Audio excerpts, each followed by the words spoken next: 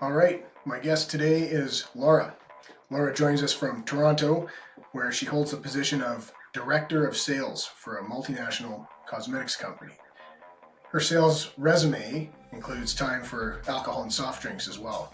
Welcome, Laura. Thank you for joining me on the Commission Impossible podcast. Happy to be here. Happy to be here. So, do you consider yourself a salesperson? Yes, 100%. Like all I've ever done, I feel like I sell myself every day a little bit. But yeah, my job is selling. I know it's so silly to say, but like I'm selling to customers, but then I'm also selling to my colleagues, if that makes sense. Like Right. so So, I'm selling to everybody. so you're a director. That sounds pretty senior. Um, you're my understanding of it is you're a couple degrees of separation away from the final customer, but you're still kind of selling to them. Would that be accurate? So yeah, so the final customer of ours. Um Yeah, I sell to retailers, right? So in Canada, the top retailers for beauty, the number one retailer for beauty is Shoppers Drug Mart, right? Um, the number one retailer for prestige beauty, which is the industry I'm in currently, that's Sephora. So I would sell to the head office, in a roundabout way. Like, my colleagues would probably be like, what are you selling? Like, because it's a lot of account management is really what it's called. It's sort of like within the CPG industry, that's what it's known as. And it's a long term relationship, right? So, when you're selling a car, Taylor, it's kind of like a 1 day, maybe a few day situation. Maybe if you have like a long term customer, you get a few more sales. But like this is day in, day out, emails flying back and forth. So it's a long term relationship Kind of that a you have. partnership, right? It has to be a partnership. It has to be, or else you lose them right away. And they sniff it out, right? Because the same people that I talk to, they'll talk to all the competitors who are the same level as me, the same role as me. So they can smell bullshit like a mile away. These people, so So they're in the positions they're in for a reason. right, I kind of wonder maybe about the push and pull between, I guess you're representing a manufacturer technically, right? A manufacturer of cosmetic products. Yeah, I personally, like in my current role, I mean, I can say I don't mind. I work for Estee Lauder. I represent all the brands that fall into Estee Lauder. So Clinique, Estee Lauder, the brand, like MAC, Too Faced, and the things that because it's such a massive company, because those brands are so incredibly massive, I don't go down to the nitty gritty of every single brand. Like I would talk like as a total company. So like total Estee Lauder, we have a conversation with Sephora. How are we going to do business together? How are we going to grow together? It's always about growing. How are we going to grow together? Everything else, or with Shoppers Drug Mart. Um, so yeah, like we're selling a partnership at all times. And yes, we can go down to like nitty gritty brand levels and like how does a brand come to life at Sephora? Oh, we have an event or something that's coming up at Sephora. How do we negotiate that? And then it goes down to like the tactical executional level, which is not something that I participate in like anymore, like maybe at the beginning of my career, but not now. But it's more like selling that concept to them, and then it flows down. I wonder, and so because it's like a partnership, you're kind of relying on that retailer probably for a lot of feedback too. Like what's working, what are people buying? Are you competing for shelf space in those stores and trying to Yeah, get them to take on more of your product? yeah, it's a crazy thing actually. So I used to work. So I started my career in at SC Johnson, a family company. I loved working for them, by the way. And they sell, for those that don't know, but you do know, it's Ziploc, it's Glade, it's cleaners, those kinds of Everyone's got things. their stuff in their house. Exactly. Yeah. Yeah. So SC Johnson sells like I really worked in like cleaners and air fresheners. Really is the thing. I know way too much about air fresheners, but air fresheners, that's the thing I worked a lot with. And we were selling, my personal job like at the time was selling to like Loblaw. So if you go to a Loblaw shelf, like how it's set up, that is the air freshener space. And then you're sort of selling all the brands, Febreze, Airwick, whatever. Everyone is kind of selling to Loblaw, I deserve this much more of that space. So it becomes super competitive. And there's all kinds of different tactics you can take to like just gain, we call it share of shelf in the industry. So just one more inch of share of shelf. It's kind of nuts, but that's literally, Right. they look at dollars per inch on those shelves. In beauty, because you go to like a Sephora, or you go to a Shoppers Drug Mart, and I've worked in both mass and in prestige. There's a fixture that's there, and it's like a vacuform fixture, and you can see it's like plastic, and so those are wildly expensive. So we essentially get given like a space, like 3 or 4 feet, or what, or really 9 feet is really the prestige amount that you get, and then they're kind of like, okay, go to like we like yesterday we kind of like we present to them and they have to say yes to things, of course. Everyone has to agree and hold hands, but it really is kind of our space to like make the brand come to life within. So it's a lot more difficult for um like those conversations because we spend a lot of money making these fixtures, and if someone came in they would have to spend money kind of taking up that space. But when you're in like mass, when you're in air fresheners, oh, like every 6 months you're gaining, losing space and whatever it Right. is. So the conversations are always about how to get just that little bit more of an edge on the customer why, and doing it in a way that like Loblaw or Walmart, like, you know, benefits them. Like at the end of the day, we don't go, oh, look, we're so amazing and we're so great, and that's the reason why you should have more Glade or whatever, or more Clinique. It's, hey, this is how it benefits you, right? And that's the selling aspect of it. It's like, hey, Are you kind of siloed from the marketing part, or are you pretty connected with that end of it? I, I, yeah, pretty connected, pretty connected.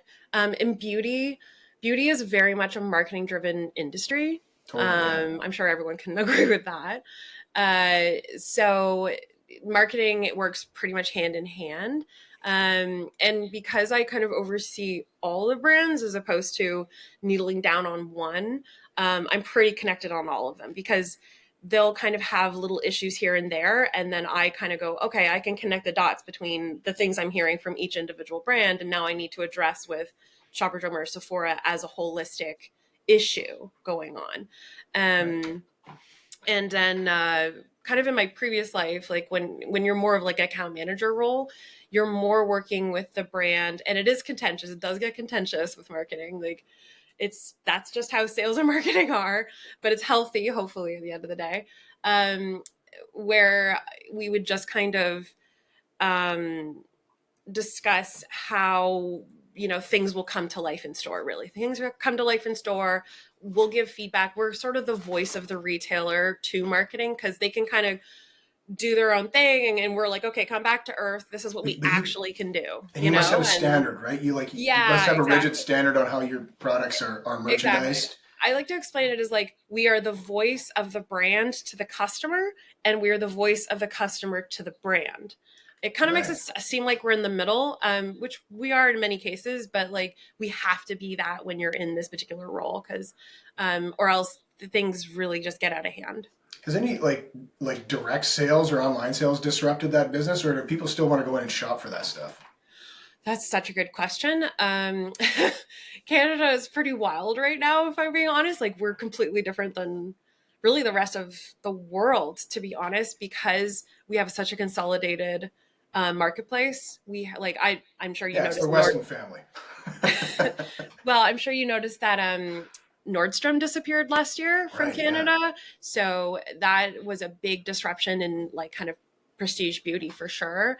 Hudson Bay is, you know, they're they have a smaller share of the market than they used to. So It we feels like are Sephora's exploded. it Am I has. And imagining that? is that yes, and Sephora is adding locations year over year, and Shoppers is as well, and they're both kind of really getting in the game. So it's a very different market than it used to be. I mean, 10 years ago, like department stores were it, Right. um, and really the department stores were like Holt Renfrew, Hudson Bay, and Nordstrom. And that's completely shifted. It's all gone to kind of Sephora and Shoppers Drug Mart, which is, by the way, not the case like anywhere else. It's certainly not the case in the U.S. The U.S. is, they got Macy's, they got Dillard's. It's They're different. still on the department Canada, store model. yeah, department store model, but just the fact that they have like a less consolidated market, like, and this is true across all of CPG, like all of CPG is consumer packaged goods. It's just like a way to say like, oh, Oh, these are okay. like it's okay. It's like vendors that like control all the stuff that you see on the shelves in stores. So in all of CPG, like Canada is known as one of the most difficult markets to navigate, to negotiate, to deal with retailers within because it's so consolidated. In the market, there's really only two companies. It's Walmart and it's Loblaw, and Loblaw owns Shoppers, right? Mhm. Those two companies have about 65% share, something like that, of like overall. It's probably more since I last looked at the numbers. But and then you have basically, if you're in food, like less so in like general merchant things, but if you're in food now, you have basically Sobeys that owns Freshco. They own Food Basics, I believe that's Sobeys, and then Metro, who maybe Metro. Anyway, you have kind of those two other companies, and that is it.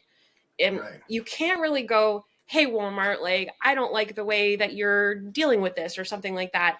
And I'm going to go, I have so many other options. I'll go somewhere else. They're like, ha ha ha. No, you do not. You do You'll not be have other back. options. Yeah. You're nothing without me. They're like an Exactly. abusive partner. I mean, it doesn't get like that because thank God Canadians are polite. I mean, Yeah. I'm not gonna lie and say that I haven't had like or heard stories. Like when I first started, I'm not gonna obviously mention names or I'm not even gonna mention the company, but there was a particular buyer that I sort of worked in the vicinity of who like he was just known and he was this like very big guy and he was very loud and he used to like scream into the phone and he only typed in like all caps, which was a little wild. And I literally he would be like, I don't like, and he would like bang his phone like against the thing. And he worked for like a big company and he was super effective because he was like he could, so that was like a A little more bully. old school, and that was Yeah. not in beauty. but Right. but that is, you can be kind of this way, like certainly in the past for sure, because it truly was, you truly have all the power in a sense. And many vendors in Canada, they do feel very powerless, right?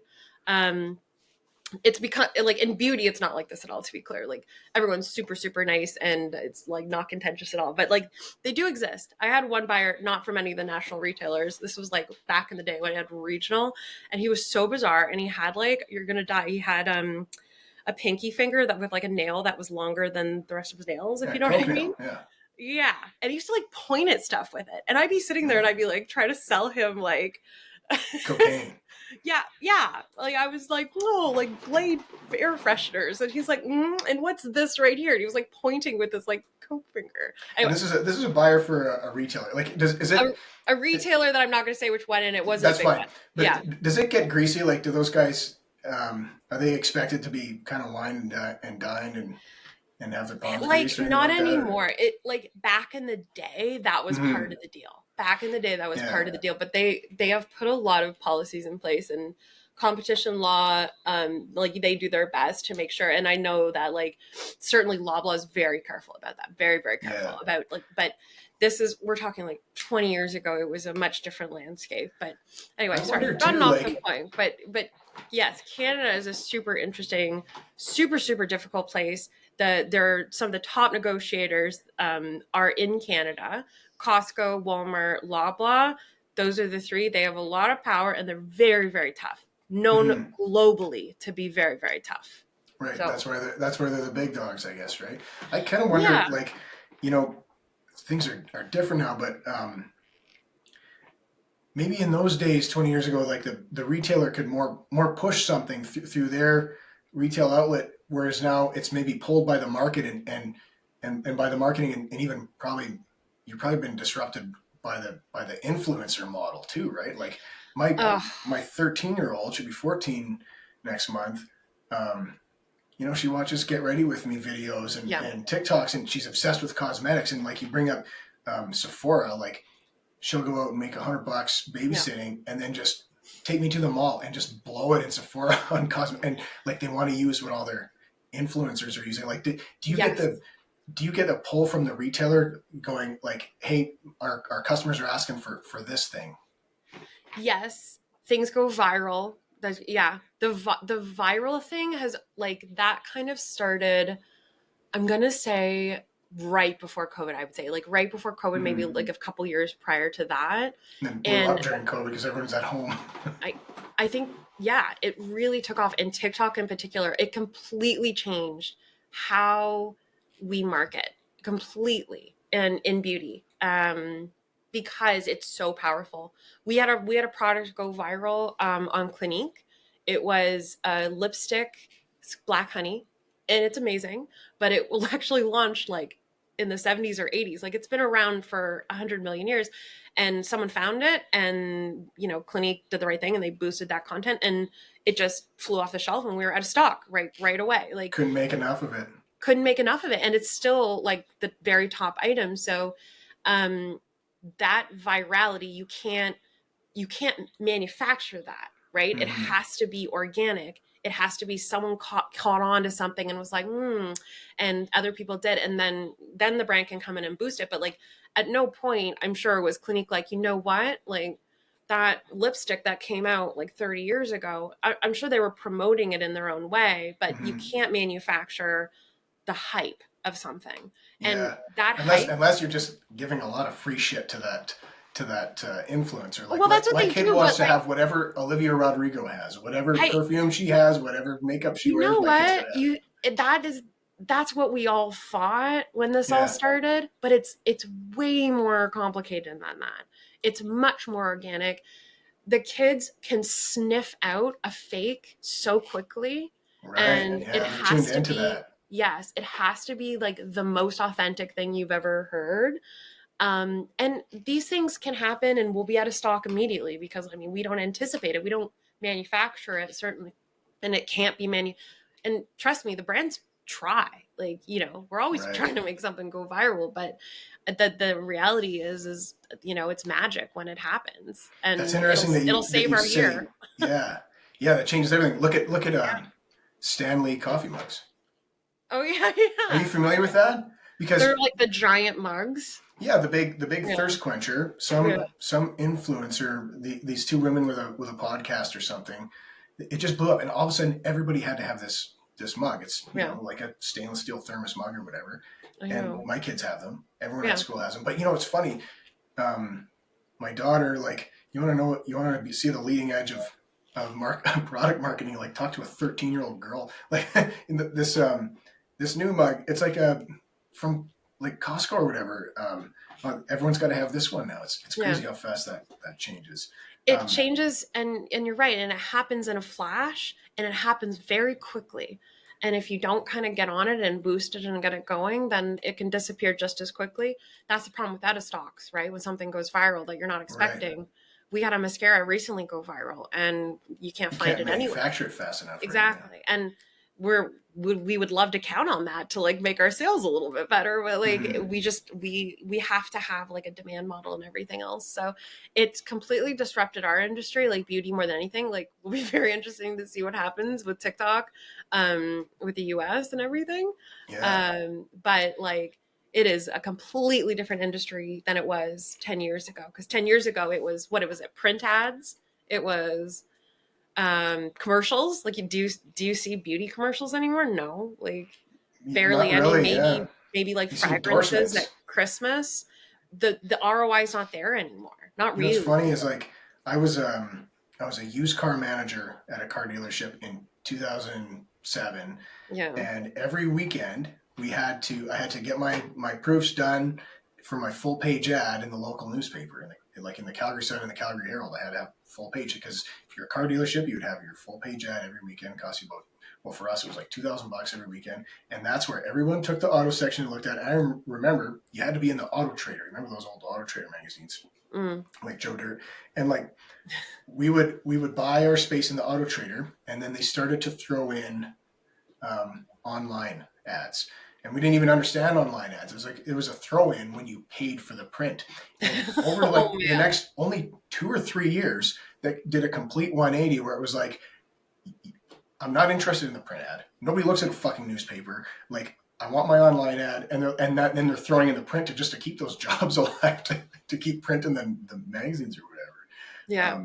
Hey, I wanted to ask you. I'm going backwards a little bit, Sure. but you're just Yeah. talking about um, Well, two things. You're talking about share of shelf space and packaged goods. Like, Yeah. I wonder if people, maybe you can help give some insight here because this is your business. Like, Mm, I wonder if people realize that, like, all those different products on the shelf, yeah. hundreds and hundreds of different products, actually fall under the umbrella of maybe just a couple of parent companies. Is that Oh kind yeah. of the case? I do feel like those, like, every once in a while I see it on my Reddit feed, but I do, like, I get those little, like, image infographics that are like, these are all the brands that are owned by P&G and these are all the ones Right. that are owned by Unilever. But it is true. Like, Estee Lauder, the company I work for, we're the number one prestige beauty company in the world and in Canada. And there's, people don't know that we have MAC and we have Too Faced and we have Joe Malone and, like, all these brands, and they all have their own identity. And it's not like, oh, like we're Estee Laudering everything, but they all have their own teams. But it is owned by, big companies. L'Oreal, that's the number one beauty company in the world if you include, like, mass, because they have Maybelline. But yeah, they have L'Oreal and Maybelline, like the two, top mass cosmetic brands. I know, Taylor, you're not always wearing Maybelline. You like the good stuff. That's why I give you the Yeah, max. I'm in the premium brands for Yeah, you're in the sure. premium brands, but I mean, Maybelline and L'Oreal are in competition with each other, right? Like, L'Oreal's a little more premium price, but it is consolidated in the vendor community as well. You're right. The big boys, P&G, Unilever, SC Johnson's pretty big, but it's not even close to like a P&G. They, like, P&G owns, gosh, like almost the entire, like, Tide, right? Like, that's huge. And then they own Mr. Clean and Febreze and Swiffer, and I think it's Crest. Like, they're all over the place. So it does get consolidated, much like the retailers. So I guess You know, it's like, what's funny is my background is a car business, and they tried to sell cars like brands. So in the this is just a dumb story, but in the '80s, General mm, Motors, biggest car company in the world at the time for a long time, they brought in a new CEO, and his name is Ron Zarella, and he was a Procter and Gamble brand manager guy, oh and yeah, and he ran General Motors, and that's when you saw they split off the brand where they had, the Pontiac, Oldsmobile, yeah, yeah, Chevrolet, and all these different brands, Cadillac, and every brand sold their little version of the exact fucking same car, right, in a different franchise yeah. dealership or whatever, and it kind of ran the company into the ground. They're like recovering from that. Like, Oh after really? a while, people saw through that. I don't know. People that bought cars were just like, I mean, it worked for a while, like the brand marketing thing, right? Like, Yeah. I'm a Pontiac driver, I'm an Oldsmobile driver, or I'm Well, more of a Chevrolet guy. And they were all buying the yeah. exact same car with a different grill and logo on it. I feel like that, but, like, I would never. And I feel like it is very similar in CPG, like you're saying. Like, but branding, and I mean, this is kind of like where beer comes. Like, I was at Labatt for 2 years. So Labatt is owned by AB InBev, so they're the biggest beer company in the world. I work for a lot of the biggest, I guess. So they own, like, Budweiser, Bud Light, Yeah, Stella Artois. Like, it's a massive portfolio. And marketing, like, beer is very much commoditized, right? Like, especially in Canada, because Canada, again, we're so special. We like a lager in Canada. It is, right. by and large, mostly what we buy. And let's be honest, there's not a ton of difference lager to lager, right? It's ales where you Or start to you're gonna get upset some beer drinkers watching Oh, this. okay, but it's not the range that you have an ale, right? Like, you have India Pale, you have, like, multi ale, you have an amber ale. Like, the Yeah, range of flavor is so much wider within an ale than it is with a lager. So when you have things like Coors Light and Buzz Light and Bush Light and Moosehead Light or whatever, there's so many. They all taste relatively. You're kind of going to get to the yeah, same like place. piss. Okay, all right. I'm a Bud Light drinker still, but, like, my point is that is where the marketing comes in. That it is so important in beer and in anything that's commoditized, and beer's a good example, where it says something about you. It says something about you that you're holding, exactly like you said. I am holding a Bud Light, and what does that say about me I holding a Bud identify Light? with it, Yeah, and that's Bud that Light's a good case study because they exactly. they Bud blew Light it. did it. It's very. When I was there, it was so smart. They did Bud Light Living, which I thought was a really good campaign, and it was like people clubbing. I was younger at the time. I, I'm Yeah. I'm what's up? age with that Okay, yeah, famous Bud Light commercial. Like, what about the I am Canadian? Like the I am Canadian yeah, I thing. remember People, that. I am holding the Molson Canadian because I am Canadian, and it's what it says about you and your values comes out stronger when things are relatively the same quality, relatively the same taste. That's when brand is even more important. And beauty's similar, actually. Yes, there's efficacy differences for sure, but when it comes to certain items, um like yes, a $400 face cream will work better than a $50 face cream, but there's a whole range in there. Well, yeah, I do, like truthfully, like I actually think Clinique is probably it's better than people give it credit for. I'm on Reddit a lot. And like that's what I give Graham, and he loves it as well. And that's like if you want like that quality, then you really should go for that. Um it's I would say it's more like within that range, right? Like it's once you get into prestige stuff, like Clinique is kind of like the entry point into prestige because you can get Mhm. a $50 Clinique cream, but you can also get a $400 La Mer cream, right? So I guess it's saying like, okay, this is a $50 cream and a $400 cream. Like maybe having La Mer means something to you, and there's a little bit more to that. I don't know their formulas. It's fully possible that it is like 10 times better, but like the kind of basics of it, like you you can probably get similar benefits, maybe just not the very best influencers with that. We're really talking about beauty a lot. We can talk about sales, but like beauty I know is This is fascinating. fun. Well, Yeah. okay, and then what about like fragrances? Because Mm-hmm. you know, you said that Tom Ford is one of your brands Yes. under Yeah. your Estee Lauder umbrella. I bought my wife a bottle of this Tom Ford perfume Which last one? year for Christmas. Do you remember the fragrance? Lost Cherry, and it Oh, was that's five. Graham's fragrance. No That's way! yes. It was My $500 your for this brothers like didn't six smell ounce like your bottle. wife. Oh no! Well, I Yeah. was just like, I was just looking at stuff, and it smelled so good. I'm like, how much is Yeah. this? It's $500. I'm like, fuck. Okay, so fragrances. This is a good one because I used to work at Coty, and it was more of like the mid price ones, like your Calvin Kleins and your things. And then I only recently understood the difference between like the expensive ones. So Tom Ford, it's an oil based formula, I'm pretty sure, oil based. And then the higher end ones, like when you're spending $400 for a fragrance, there is an actual difference in the formula. It better be So like whale oil or something. not necessarily. The fact that it's oil based means that it stays on you longer. So when Okay. something is like alcohol based, which is that'll come in like your I'm not saying cheap, but like less expensive fragrances, you'll put something on and it doesn't last very long, right? It'll kind Right. of dissipate a lot quicker. So you have to use more of it. Um, yeah, which is not about you just reapply, it's no big deal. But Hmm. if you want something that is going to last a long time, that's when you're going to get into that higher range. So that's what I was saying about efficacy. Like there is a difference between those things, but you have to figure out what matters to you and what that value is worth. Like, do you Yeah. care that you have to reapply a perfume halfway through the day? Yes, then you should go for the higher end stuff. No, well, if you can only afford like $100 perfume and the fragrances you're good with, then you can stick with those, right? So it's all about value for money when it comes to this kind of stuff. I wonder in your role, how much are you involved in the merchandising at the Okay, retail so in level? this current role, I'm not involved at all. But Right. the first 7 years of my career, that is all I did. Well, not Okay. all, but like that is a huge chunk of what I did. So we talked about like the share of shelf and everything. So Yeah.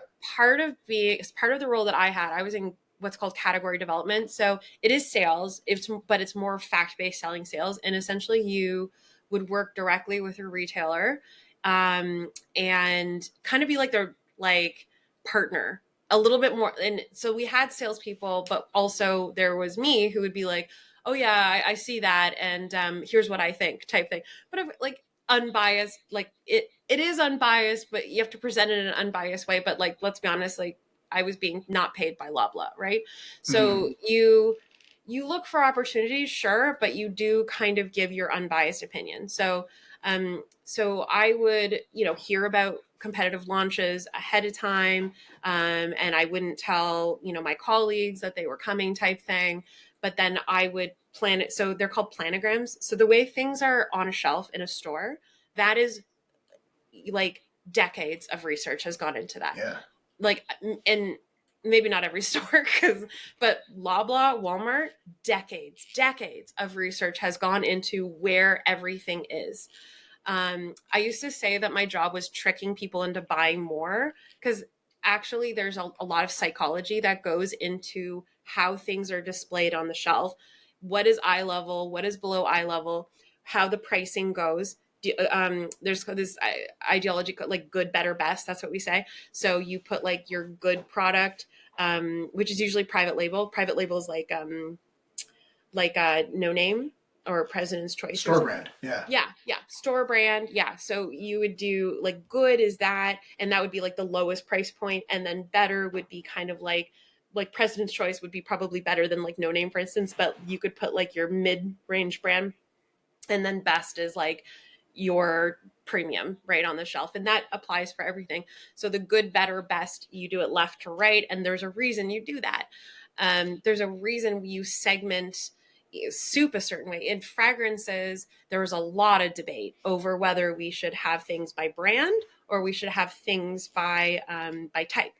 Like, should the aerosols all be together and then by brand, or should it just be like a big thing of Glade? It's like in a department store, like in a department store cosmetics section. Yes, exactly. And you've got your Chanel counter here, and exactly. Whatever. And there's merits to both of those arguments, but the psychology and the research and buttload of money goes in, like hundreds of thousands of dollars to spend, just like in Canada. Goes into how these shelves are created and where product is put, essentially kind of like tricking you into buying more, putting the value pack at the bottom next to the singles. Like in beer, that I did a lot of planogramming in beer, and that was the thing that we always talked about is you would put like a 6-pack, and then right next to it you would put a 12-pack. And not so much for the LCBO, I didn't work with them, but like Liquor Depot, which is in Alberta, I helped them planogram everything to get people to like trade up, right? You always want to trade up. And then there's also psychology when it comes to pricing and where it sits. So this is actually a great example. So if you ever go to Liquor Depot or even the LCBO, they'll have like a scotch behind glass, right? Mm-hmm. And that scotch is not necessarily there to sell. Like, I'm sure someone will buy it, but that scotch is there to stand as a price point comparable. So because in psychology and in every study that's ever happened, if you have 3 options, you generally choose the middle. Right. But what is the middle, right? It's almost like the Overton window in politics, like the middle moves. Yeah. So you need those outliers. You need the cheap, the low value, and then you need the super expensive. And you're like, well, I'm splurging today, so I'm going to get the $20 wine, not the $7 wine. If you put that,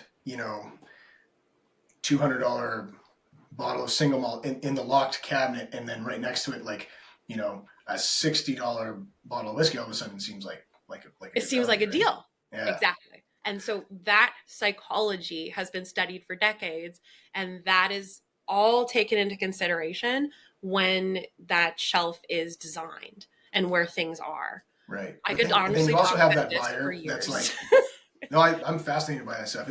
And then you also have that buyer that just like cost no object. What is the best? What is the most expensive? I want the best one, because maybe that's. You're always going to have that person who feels that way, who can afford it. But you'll also have that person that wants that kind of status, right? Or that dopamine hit of like feeling like I own this thing. I'm sure in the car industry, you got this all the time. There is something to owning, like there's, especially now in like celebrity culture, like I'm pretty sure like Kim Kardashian has like La Mer, for instance. So I always use La Mer because it's like, to me, a wildly expensive thing that I couldn't afford. It's like $400 for like for a tub of face cream. And it's really, really good quality. But Kim Kardashian uses it, right? So there's an exclusivity that comes with that, right? There's this upper echelon of people are going to use this product. There's this feeling of like, well, maybe I can't afford Kim Kardashian's lifestyle, but perhaps I could afford her face cream, right? Well, this is kind of the Starbucks model, right? Because if you pitched the idea of Starbucks and you've never seen a Starbucks before, you'd be like, who the fuck's going to pay $7 for coffee? But that's kind of their model. Is it's like, here's something that's like a treat for well off people that anyone can buy one, right? Maybe not every day, but like you can have this luxury product that's accessible to everyone. And now there's that, sir, that is the power of marketing. We don't even know it's happening to us, but it happens all day. Like good marketing, like not stuff that we're like, okay, you're full of, this is silly. But good marketing, we don't even know it's happening to us. Right. And millennials are very savvy. We see through all the bullshit. And we're like, you have spend 5 seconds talking to any boomer and you're like, how do you not see through the bullshit here? Yeah. But we see it and we're really tough to market to. So like marketing in the past 15, 20 years has had to up their game. And then you layer on social media. My God, like, yeah, it's got a lot more sophisticated. If someone was like, I've been a marketer for 20 years, it's like, uh-oh. Yeah. I hope you've evolved. No kidding. It's different now. Yeah. So coming back to like the shelf space and the merchandising. Anyone who lives in any town in Canada has been in a Shoppers Drug Mart. And there's a joke in my town. There's 80,000 people live here. And I don't know, I think every strip mall has a Shoppers Drug Mart. And every time there's a new strip mall built, everyone jokes like 2 Shoppers Drug Marts, two cannabis stores, and a liquor store is probably going in there, right? But, if I go into Shoppers Drug Mart, it's probably to pick up a prescription or something I need, maybe something I'm out of, shaving cream or toothbrushes or something like that. So I'm in and out. And, so if it's a prescription, well, I got to go to the very back corner. They do that on purpose. Of course, right? Because now I have to walk past all the expenses. Yes. But the thing that always strikes me about Shoppers Drug Mart is you have to walk through the cosmetics section and you have to look at that cosmetics lady with a lot of perfume and a lot of makeup on is the first person, and you make eye contact with her like as soon as you walk in there, and they always greet you, and like so. I wonder, like that space there, that corner where that corner, Why do they have a full-time sales associate there? Okay, well, that's a great question. So they're called beauty advisors. Right. And so I guess the best way that I can describe this is if you are not, so have you ever brought Jessica to like a Home Depot, like and told her to find like a nut or something, or like to find a tool? Absolutely not. Maybe imagine that. Right. I think a woman, I'm being super broad here, but certainly myself going to Home Depot, I find it wildly overwhelming. And I feel kind of stupid a little bit, like all these men know what they're doing and I don't. And I feel like there's such a learning curve for me to get comfortable at a Home Depot that I almost don't want to do it. It's like learning a new language. Like you don't want to practice that new language because you're like too embarrassed. That's me at a Home Depot. I'm like, I need Graham to tell me exactly where something is, right? Well, I'll lose myself. Beauty is this way to the uninitiated into beauty. Beauty is a super overwhelming category just in itself. Because, and if you're not a beauty user, you don't actually know what works. And then when you experiment, it looks terrible. So like your first mascara, your first like eyeshadow, you're like, oh my gosh. And that's actually one amazing thing that TikTok has done, like the get ready with me videos, like you were saying. They have explained, okay, this is how you apply this thing. Because we never had that. But when I was a kid, I literally had You're Gonna Die, like a book from the library that like explained how to like put my makeup on. Because I was super into makeup. I'd never, not artistry, but God, just to put eyeshadow on it. And I was like, why does this always look shitty on me? And like everyone else, it looks amazing. So the beauty advisor is there to help you kind of ease into it. A little bit like the Home Depot, like guys with the aprons that are everywhere. They just kind of help you. They're meant to make it less intimidating. Okay. Sephora is crazy intimidating. Like I do find shoppers to be less so, maybe because there's less people there usually, but Sephora has so many brands, so many like little things that you're supposed to know. And it's overwhelming. And my mom's a great example of this because I literally, like I gave her $1,000 worth of Clinique stuff for Christmas. That's what I gave her. Yeah. I get a discount. Don't worry about it. So but I labeled them. I was like, this is step 1. You do this cream. This is step 2. You do this cream during the day, not at night. And like I had it all set up for her because she's so intimidated and overwhelmed by it all. And I think that's the average person, that like someone that isn't regularly using it or regularly watching TikTok, and they maybe want to like dip their toe, or they have like a date or like a graduation or a special event that they want to try something new and different. It's very intimidating. And if you get it wrong, like, man, you look ridiculous. Right. So that is why the beauty advisors are there. They'll help you navigate. Okay, so you need, oh my God, I can't even tell you all this, like the steps. There's probably 20 steps that I do just to look how I look now. But And also, I don't even that look beauty that advisor, right? Yeah. So the beauty advisor will They're explain those to upselling though you. too, right? Yes. Yeah, Of right. course. Like, you got to put this on, and then this, and this, and this, and this, and pretty soon, maybe that uninitiated person that went in to buy 1 or 2 things, they're buying 10 things, Absolutely. right? So like, And that's a position that's gonna pay exactly. for itself. If it's done And right. as our company, we train them. Oh, cool. So Okay. we help them understand how our products work together. And like, it's almost kind of nuts because especially in skincare, there are actually certain products that you should not put on together because they will like negate each other out. So it's actually wildly important that you follow the right regimen, or else you're putting thousands of dollars of stuff on your face that's like doing nothing for you. So is that kind of like is that a pretty cherry job, that Shoppers Drug Mart beauty advisor? Like if you're into cosmetics and stuff, would that like? Yeah, I think like I know a lot of people really enjoy it. Like they're proud of it even, I would say. It's not something that I've ever done. I don't have the skills. But I'm more involved in the getting them the training that they need to. So we kind of create educational moments that we teach the beauty advisors To sell them. and then we do Your eventing product. as well. Yeah. So like we have reps that go out and they go into a Shoppers Drug Mart and they'll be like, okay, it's a like Too Faced or something, and they'll be like, okay, like we have a new product with Too Faced, and here's this amazing lip gloss, and here's all the 16 million reasons why it's so amazing, and oh, by the way, we have a new mascara. Like we'll do that kind of thing. I'm making it seem less glamorous than it is. It's pretty cool, but yeah, it's the beauty advisors are integral to the whole piece. Yeah, and you mentioned Sephora too, because I've been in those, and they've got the big flagship stores in the malls where there's like, you walk in and there's 3 or 4 women there ready to help you or whatever.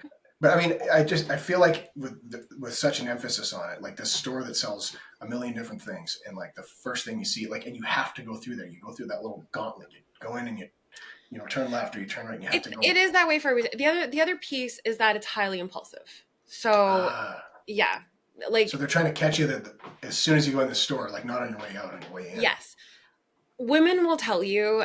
Well, not just women, but anyone will tell you. Anyone that uses cosmetics regularly will tell you that you can always buy another lipstick. There's always a shade. We say that about. I used to sell nail polish, like Sally Hansen, and we said the same thing. Like, I have so much nail polish, but I would love to get a new shade. I can't wait to get a new shade.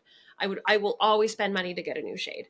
So because there is that impulsiveness, especially with color, eyeshadows and lipsticks and anything that's kind of like flashy, not necessarily like foundation and stuff that makes you look like you're not wearing makeup, but the stuff that makes you look like you're wearing makeup, you could always get more. It's highly impulsive and it's exciting. You get a little kind of like excitement moment. We have studies that say how it's a little self-care to be shopping for something because it's indulgent, right? We don't need it to live. It's not buying milk. It's that's why 13-year-olds love it. Yeah. We actually, it's interesting. We did a study this week. I was attending the findings of it for Gen Alpha, which I think that's. My kids would fall into that category. Yeah, I think they do. And actually, it was really, really interesting because brands are not marketing to them per se, unless it's like Bubble or something that's like specifically for them. But they're seeing these influencers who are their age doing these like face products. And the appeal is less that their skin is so wrinkly, obviously not, right? They have perfect skin. Yeah. But it's more the ritual of self-care. Oh, my that kid puts on. She had to get this Korean collagen face mask. yeah, I mean, Is this she viral doesn't. one she had to get, and then she comes downstairs with this goo all over. Of Yeah, it's she doesn't need to be. She course doesn't need not. to. No, She doesn't need that for her skin, but it's it's that fun. ritual of self-care. It's Yeah, about it's experimenting with stuff.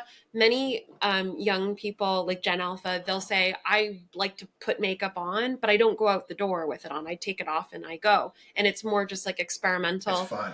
Well, And and a lot the other of thing too like is like moms they're will do it with kids together, and it's right. self-care together. Like it's yeah, it's a part. It's being a part of something. One thing I've observed with them, and I don't know if this applies to all kids in that generation, but um, they use social media a lot differently. They've compared to like, I'm 43. Like I remember my first got a Facebook account, and I put my whole fucking life on there. Like every vacation, everything I did, everything I pictures, and I've been spending the last 10 years deleting stuff. It's like, why did I feel the need for the whole entire world to see all this? But for this alpha generation, like I feel like they've really shrunk their circles because their big thing is Snapchat, and their big thing is the Oh group chat, yeah. and like it's only kind of their circle. They don't they've been taught to sort of value their privacy more and not use their real names and watch out for predators and stuff like that. But it's funny that like you know they don't want to like I can look at a few different generations of of social media users. My parents being boomers and myself being technically a millennial and my kids and it's like it's it seems to be like I don't want to say scaling down because it's still a massive scale, but um, maybe collecting it into tighter groups. But then I mean then again there's still TikTok and people have millions of followers on there, but I don't know, different vibe. Yeah, I don't. I only have a dog. So I don't know. I could see him. Yeah, but Joey keeps his circle tight. So Yeah, just a few dogs that he's in his group chat. yeah, just a Yeah. few dogs. Um, yeah. Yeah. I So don't know. come back to that beauty advisor. I don't know why I'm just stuck on this. I'm fascinated by it. But like, Mm-hmm. so competing for shelf space, like Mm-hmm. they have their podium that they stand behind or their lectern or whatever their desk. Yeah. Like, is it? Do you want to get closer to that person and be like have the products that are kind of at Yes. hand to Oh them? my gosh. Yes. Yeah. Yeah. So the further you get away from that beauty advisor, maybe the less desirable that. Because if you have to walk all Oh, the way you mean down to like a that, place in the store? yeah, physically, yeah, Yeah. Yeah. The general rule of thumb is you want to be as close as possible to the front. So you catch people's eye, it's the first thing you see. I've seen studies to the contrary of that, but you certainly don't want to be in the back, right? Like just so people can find you, essentially. right, It's a very impulsive, like I said, it's very impulsive, but like a lot of people are super brand loyal, especially when you get into these higher end brands. And I'll be honest, like the older generation is very loyal to their brands. right. Yeah. So like my mom is she only wears Clinique is it. Like she was so thrilled when I got this job. Like that is the only that there's no other brand other than Clinique. And I think your mom's kind of similar. Like she's very loyal to like certain brands. Yeah, The younger generation tends not to be. They're a little more exploratory. training stuff. Yeah, Oh, is that Ralphie? Aw. yeah. He's barking. He wants in here. Yeah, he's good. But yes, the general rule of thumb is you want to be at the front. I would argue that, like, if you're the second or the third, I've seen studies that have said that that's just as good, if not better. In fact, the best space to be on a shelf was actually kind of interesting because when I was doing the shelf, like I would design how the shelf looked in cleaning. This was 10 years ago. And our competitor, I'm not going to say who, was like, we must be the very first brand on that shelf. We're the number one brand. We have to be first. And I actually knew that air fresheners led into the aisle. So you like when you walk into the aisle, it's like the very first thing you see. And that first gondola, that first 4 feet of space is actually dead space. It gets the least amount of like attention. And you'll notice this when you're like humming around the grocery store. You do not look at that first gondola. You look like about 4 feet in. That's what attracts your eye because you're You're looking right. down the aisle, right? So I was like, yes, of course, no You could problem. have it. Yeah. Oh Of no. course, yeah. What about the So end caps? the Like, is end that caps, valuable space? It is valuable space. Retailer like Loblaw, they'll reserve that for like a deal usually. Yeah, it's something we So want to get it rid of. exactly. So it's not necessarily like planogram space. Planogram means like it's like a schematic of like a map of how it's meant to look, and that's distributed out nationally. The end caps, they'll change them out weekly. I know Sephora has ones that are a little more permanent, but yeah, it is yes, you're right. It is super valuable space, but you don't want to only be on an end cap because that space is kind of like limited. Once it's only about 3 feet of space. Right, and it's often it's stuff that's not in its section in the store. Okay, yeah, But there's that's probably a like reason for that, right? I mean, that's more Walmart than like a Loblaw, but yeah, Yeah. they do have kind of like the lost and lonely section that's what I call them. Yeah, my dad has like scoped out like at the LCBO. He'll be like, "Oh yeah, yeah, I always go to this section here," and it's always like the discontinued wine, you know, it's because you Right. can get it at like a real. I guess you don't have the LCBO, but you get it at a deal. I'm sure they have that Liquor Depot too, because the other big part about retail is that the product life cycle, not every product makes it. So there's two big launches every single year, sometimes four if you're a big brand. And stuff has to come in and stuff has to come out, right? And the stuff that comes out, there's different policies on what to do with that. So some brands will take back the product. Thank you very much. Estee Lauder, we sell it at a company store. Other brands will just say, just get rid of it, like put it in the garbage, don't sell it anymore. Some brands will be like, nope, like you bought, we're not taking any returns. So then the store has to like has to basically sell through everything, or else they won't be at a net positive. So there's like different ways to deal with that, but that turnover is always happening. So there's always something that's like about to be discontinued or is discontinued that you can always get a deal Probably on. now more than ever, right? In beauty, it's always been this way. Right. It's just one of my buyers who I love, she said this best. Beauty is the the innovation in beauty is the couture dress in a fashion show. Like you have the wearable line of the fashion show, but the couture dress is like the showstopper. So Right. that will bring people in. That is the exciting, like sexy thing, but you're going to buy like the rest of it, right? And by and large, that's what innovation is. Most innovation doesn't last more than like a year, I would say, like especially in color brands, because they're always kind of trying something new and it doesn't always work. So maybe like 2 years later, we're like, okay, we launched this thing and now it's going. So, they don't always work, but you have to keep chugging them out to keep your brand kind of top of mind and relevant and new and interesting. Some of them do work, and that's the best moment when, because I feel like being in this industry so long and launching so many products, I get so excited about everything. And Mm. then you get kind of disappointment when it doesn't do what you're like, this is going to be the best thing. Like, this is going to be it.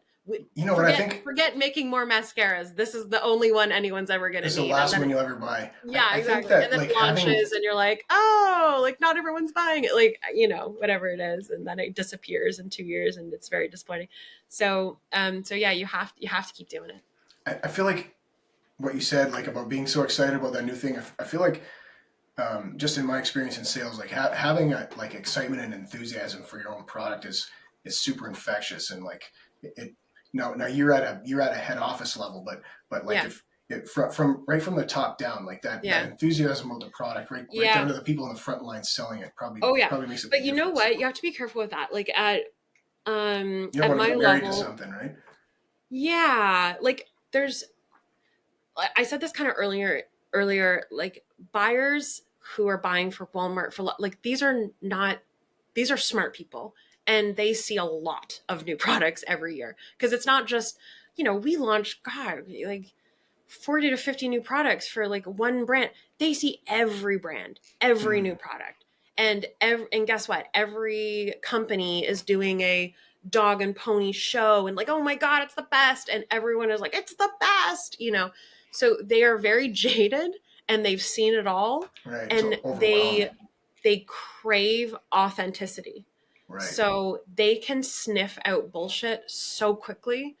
And if you genuinely don't love your product or at least know how to sell with that sense of authenticity, you're gonna lose them. They're gonna sniff it out. And that is the difference between a salesperson who's just starting out and more a seasoned salesperson.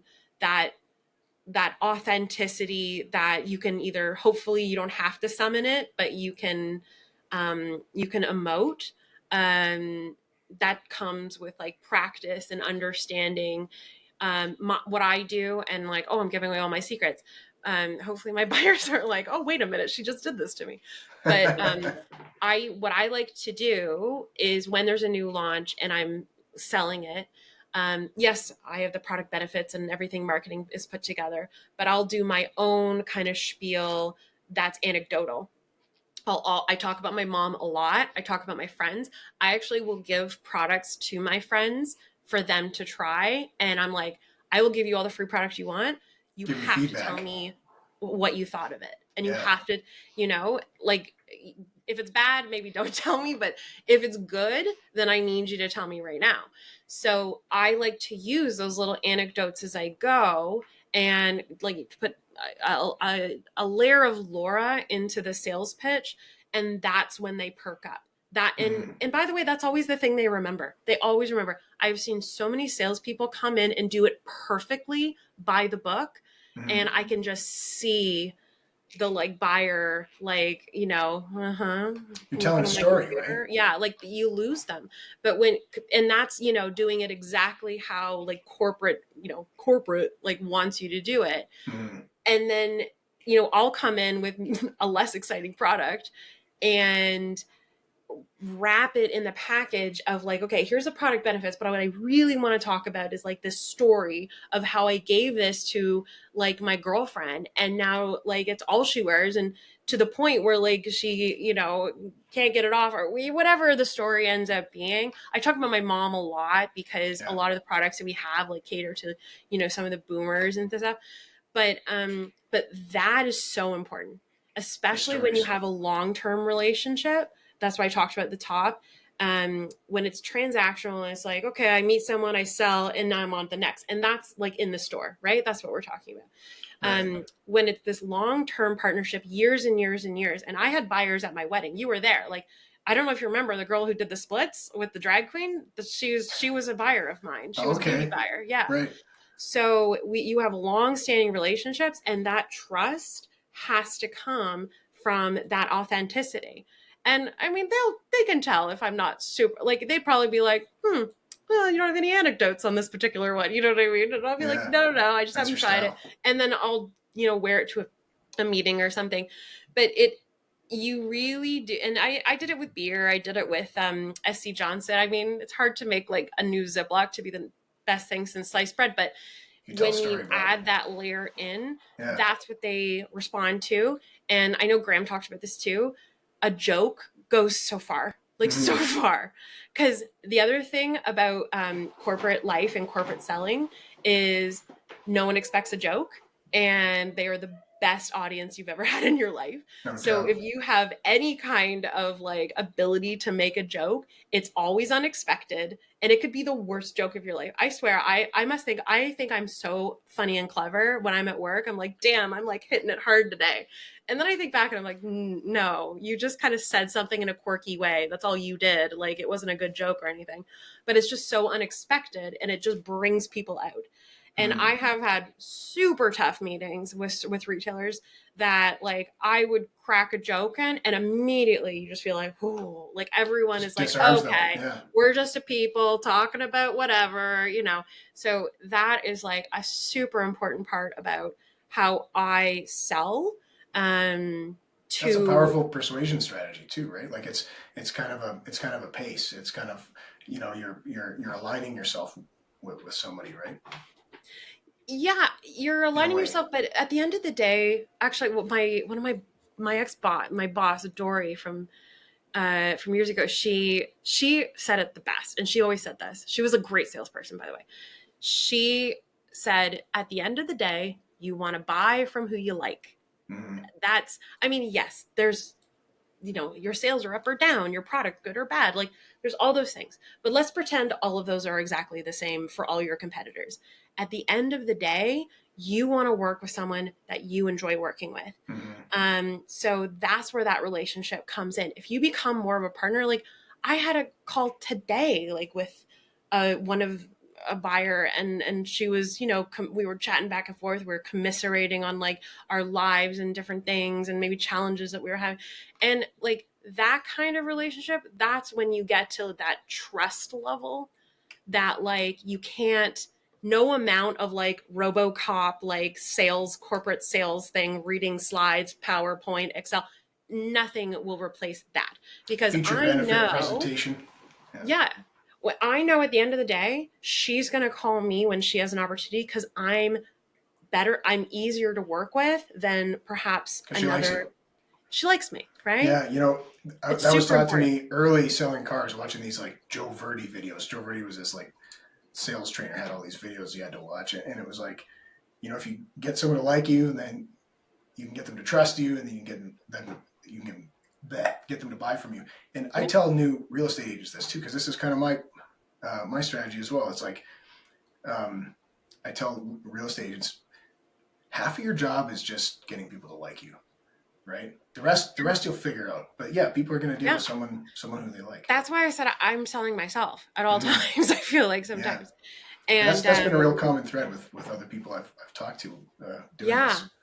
yeah. And not everyone has it. And that's why I know I convinced your brother to go into sales because I told him, I'm like, you're starting at a 10. Most people are starting at like a negative 10 because you come across so authentic. He's authentic, but like he comes across authentic as well.